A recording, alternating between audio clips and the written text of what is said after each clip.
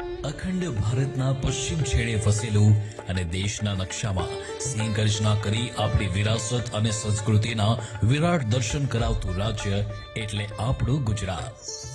અનેક ઋષિગણો સંતો મહંતોએ આ ધરા પર હજારો વર્ષ સુધી તપસ્યાઓ કરી છે। તેથી જ આપણી આ ભૂમિને તપોભૂમિ તરીકે પણ ઓળખવામાં આવે છે। कि सदियां बदलती हैं, युग बदलते हैं, लेकिन आस्था का शिखर शाश्वत रहता है।